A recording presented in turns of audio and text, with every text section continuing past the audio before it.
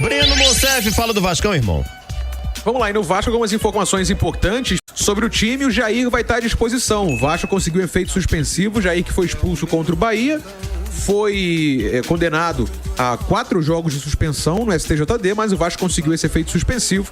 Então o Jair vai para o jogo. De desfalques temos apenas o Medel e o Rossi. Medel suspenso pela expulsão de domingo contra o Santos e o Rossi ainda se recuperando de lesão. Sobre grana, a grana estava prevista para cair em 5 de setembro, mas o limite é hoje. Pelo contrato, até mais 30 dias de carência, ou seja, até novembro, esse que é o segundo grande aporte planejado dos 4 que a 777 tem para colocar no Vasco. O portal GE expôs até algumas situações que estão previstas no contrato caso os pagamentos não aconteçam, inclusive a retomada do controle do futebol por parte do clube associativo. A gente está nessa apuração, a tendência é que isso não aconteça, não há um clima ruim entre o Vasco, a associação e os gestores da Vasco SAF, mas isso está em contrato, inclusive. Vamos acompanhar. O Vasco precisa dessa grana para colocar a casa em ordem. A Vasco SAF, no caso, né?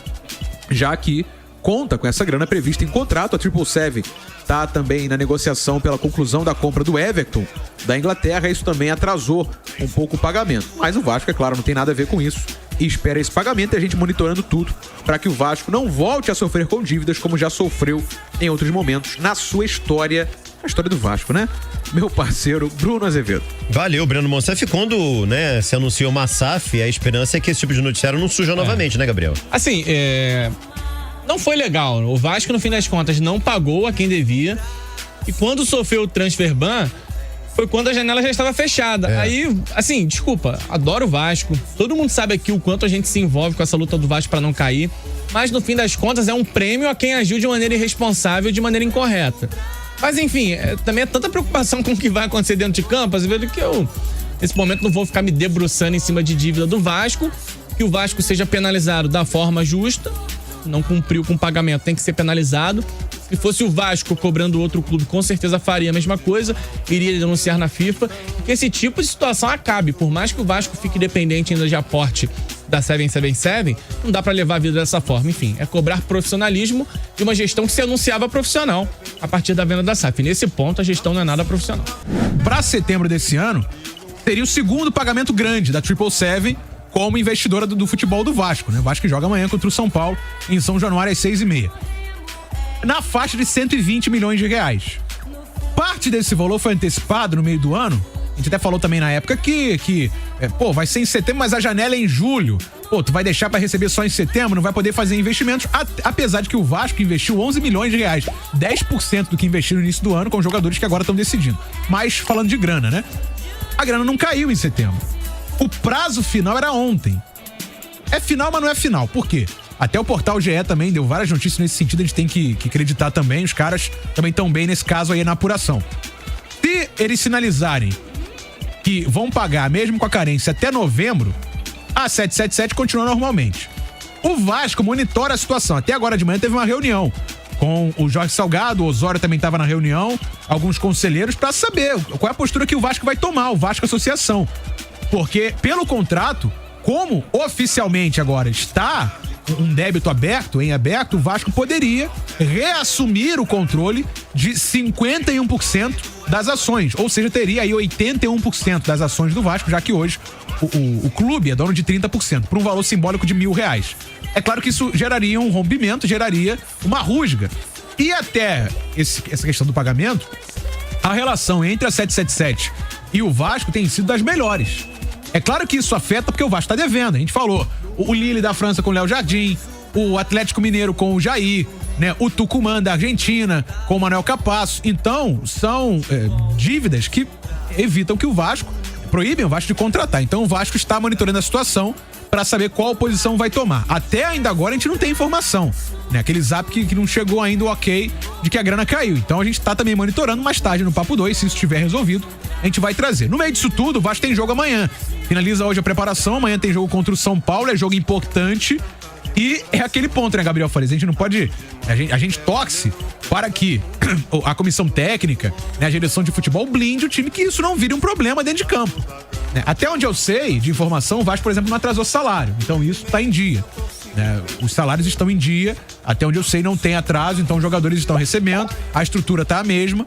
O que tá mais afetado é a questão de pagamento de dívidas de negociações. É claro que também, se você não paga tudo pela contratação do Jair, o staff do Jair e o próprio Jair não recebe aquela farpelinha que eles recebem. Então isso vira um problema também, ou pode virar. Por que eu tô falando isso? Porque o jogo é importante, o Vasco vencendo tem que secar quem tá à frente, Goiás e Santos. Um dos dois basta tropeçar para que o Vasco vencendo saia do Z4 de novo. Então é uma situação delicada nessa altura da temporada.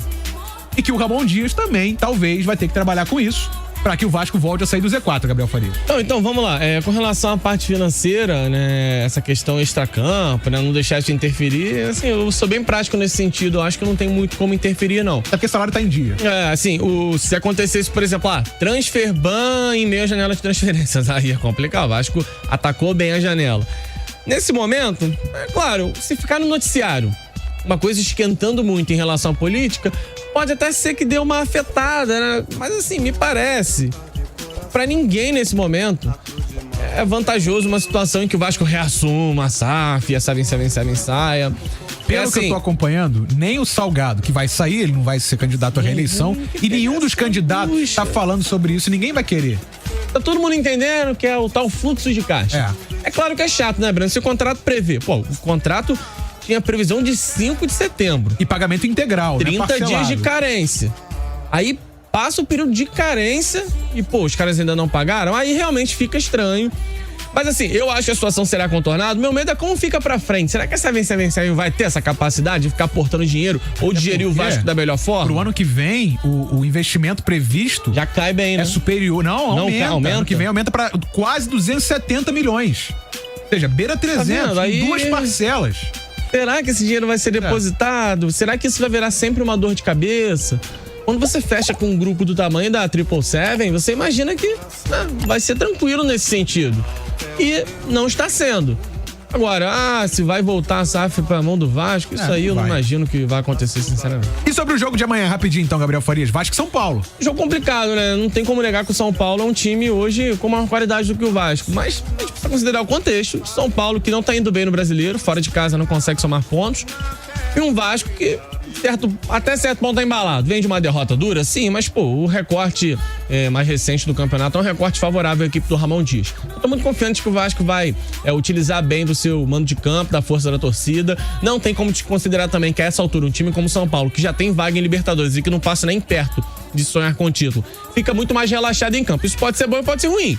É bom pro Vasco. O São Paulo não tem muito objetivo no campeonato. Ruim pro Vasco. O São Paulo fica solto, né? Você joga sem peso e de repente isso faz até seu rendimento subir. Agora, observando o momento, tô muito confiante que o Vasco vai vencer mais uma vez dentro de casa.